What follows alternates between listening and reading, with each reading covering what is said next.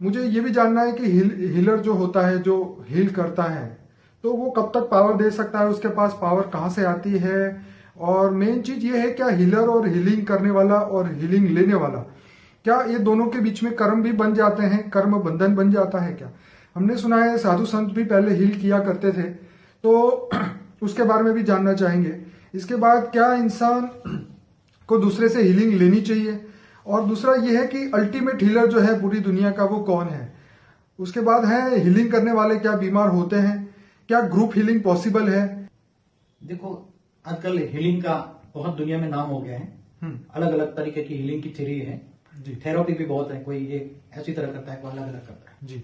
मगर सबसे बड़ी बात ये समझनी चाहिए कि जो हीलिंग करने वाला जो मनुष्य है और जो हीलिंग लेने वाला जो मनुष्य है जी, वो दोनों के बीच में पावर ट्रांसफर करना है। मेन तो यही चीज है जी, बिल्कुल, कि हीलिंग देने वाला पावर ट्रांसफर कर रहा है, अपनी पावर दूसरी पावर लेने वाले को। कोई दुखी आत्मा है, कोई बहुत परेशान है, ये रोग हो गया, ये रोग हो गया, ये रोग हो गया जी, तो अल्टीमेट लोग हीलिंग थेरेपी के पास जाते हैं, हीलरों के पास जाते हैं।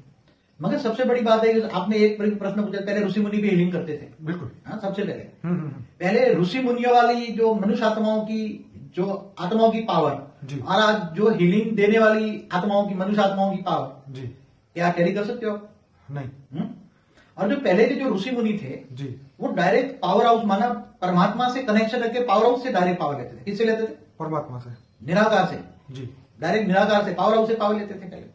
या कहीं ना कहीं हाई अथॉरिटी से लेते थे। बिल्कुल, हायर अथॉरिटी से लेते, कोई मनुष्य आत्मा से नहीं पावर लेते थे। ऋषि मुनि किससे लेते थे?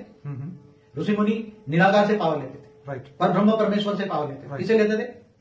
जो भी ऋषि मुनि के पास पावर थी, और वो हीलिंग करके, दूर बैठे बैठे हीलिंग करके किसी भी आत्माओं को हिम्मत करके तड़प रही आत्मा, तो उसको पावर ट्रांसफर करके उसको एक पल भर में ठीक कर लेते थे। बिल्कुल सही, ठीक बात है।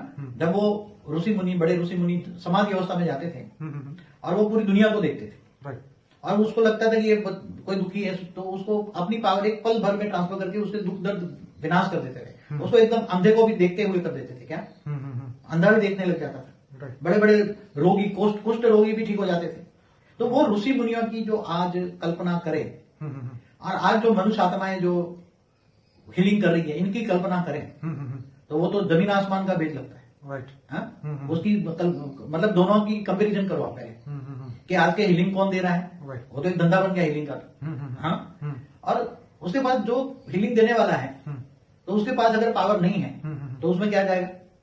पहले तो ऋषि मुनियों में पावर कहां से आती थी? आज हीलिंग लेने वाले किससे पावर ले रहे हैं? अब देखो, हीलिंग लेने वाले के पावर। मैं आपको बाबूजी थोड़ा शॉर्ट में ये बताना चाहता हूँ कि आजकल जो हीलर जो है